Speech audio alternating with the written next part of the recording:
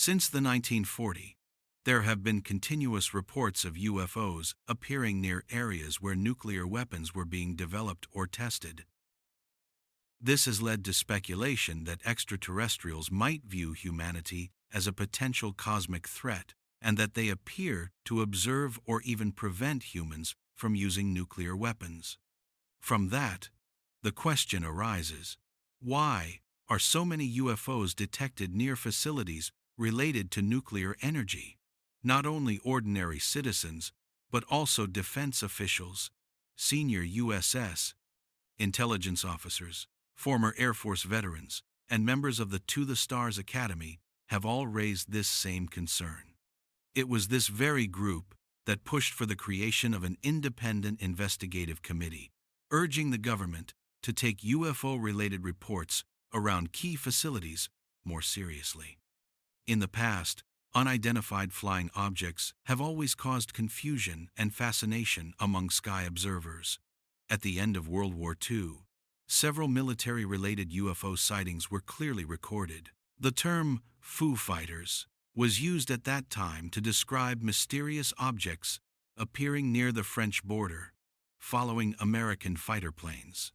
During the Korean War, some soldiers claimed they saw strange blue beams of light that caused entire battalions to experience symptoms similar to radiation exposure. And it didn't stop there. Over the past 75 years, numerous U.S.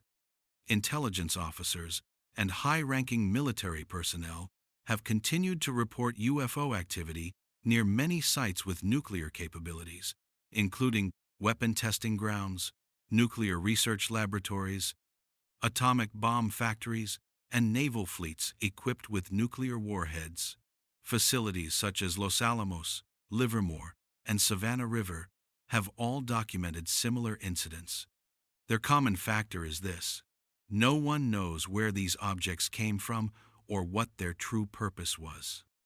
Researcher Robert Hastings stated that he spent more than 30 years studying the connection between UFOs and nuclear facilities, and concluded that the correlation is real.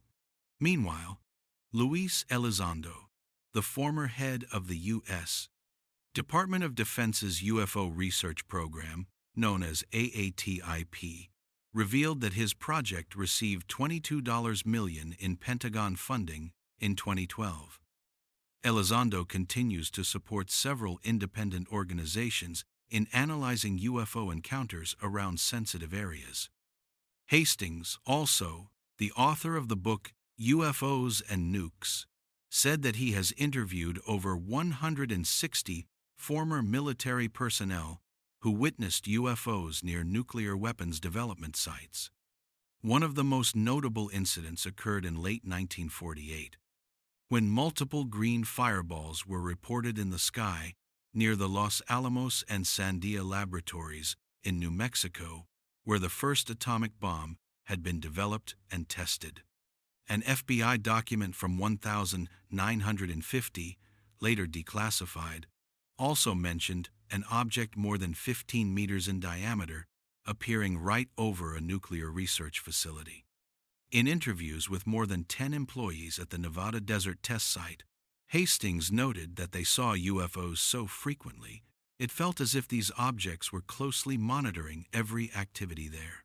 During the 1,960 seconds and 1,970 seconds, similar reports continued to emerge at various USN Air Force bases, particularly those that stored ICBM, intercontinental ballistic missiles, armed with nuclear warheads. One remarkable case occurred in 1967, when former Captain Robert Salas reported that several missiles suddenly went offline. At the same moment, ground personnel reported seeing a glowing red flying object about 9 meters in diameter, hovering directly above the base. In late December 1980, the Royal Air Force Air Traffic Control detected a series of unusual radar signals appearing near the Bentwaters forest area. At that time, during the height of the Cold War, Bentwaters Air Base, operated by the U.S. Air Force, was believed to house up to 25 nuclear warheads buried underground. According to Ivan Baker, the air traffic controller on duty that night, the object that appeared on the radar screen was unlike any aircraft he had ever seen. Its signal moved irregularly, shifting positions too quickly to be explained by any known aviation technology. Sergeant Baker, the second officer present at the radar station, confirmed seeing the same phenomenon. With 18 years of Air Force service, he stated that he could recognize any aircraft belonging to the U.S., NATO, or the Soviet Union. But that night's object left both him and his colleague astonished it could jump across nearly 200 kilometers of airspace in just a few seconds. According to Baker's estimate, its speed reached tens of thousands of kilometers per hour, far beyond the capabilities of any fighter jet or missile at that time.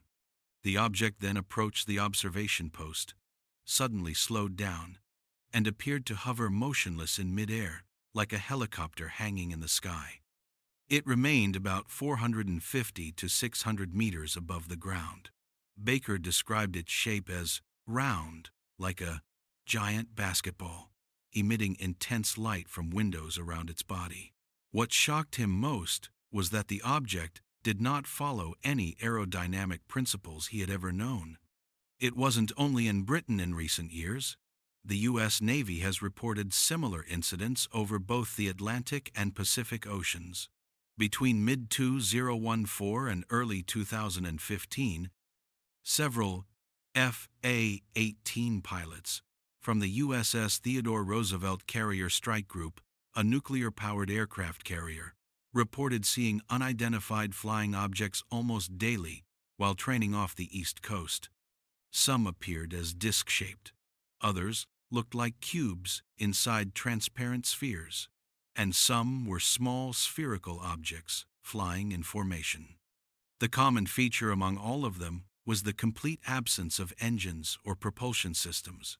Some even showed the ability to tilt, rotate, or accelerate instantly, exactly like the UFO videos later released by the U.S. Department of Defense. One pilot, Danny Partlow, even claimed that a strange object collided with two aircraft during a mission, causing a serious incident. His report was filed, but no further investigation followed. Repeated events like these forced the Pentagon to change its stance. The U.S. Congress began to recognize this as an airspace security issue. In April 2019, the U.S. Navy officially updated its reporting guidelines, allowing pilots and personnel to report UFO encounters honestly, without stigma or retaliation. Several senators also demanded expanded investigations. Some researchers stated that they had documented similar phenomena for more than 3 decades, occurring specifically near facilities where humans research, test, or handle nuclear materials and weapons. Many servicemen believe that extraterrestrials appear to monitor or prevent humans from testing nuclear weapons. Those who believe in UFOs explain that the rise in UFO reports coinciding with the development of nuclear weapons and missile technology is no coincidence.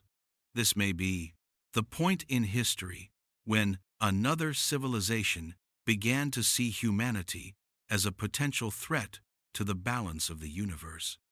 Former astronaut Edgar Mitchell, one of the few humans to have walked on the moon once, stated that he had heard many high-ranking generals speak of strange objects appearing during nuclear tests since the 1940 seconds.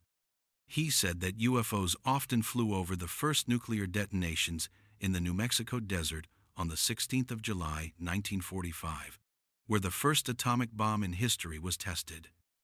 According to Mitchell, extraterrestrials were observing our military capabilities and trying to prevent humanity from repeating actions that could lead to global destruction. Although NASA denies hiding any information and claims there is no concrete evidence of UFOs or extraterrestrial life, many other high-level witnesses insist otherwise. And while the debate continues, the growing number of testimonies and reports describing UFOs interfering with nuclear-related activities ensures that this topic remains one of the most controversial in the field of UFO research. If what the witnesses claim is true, then the question remains, are extraterrestrials truly watching us, or even intervening to prevent humanity from destroying itself with nuclear weapons? What do you think about these events? Leave your thoughts in the comments below so we can discuss them together. And don't forget to share the video, hit like, and subscribe to the UFO Mysteries channel so you won't miss the next story.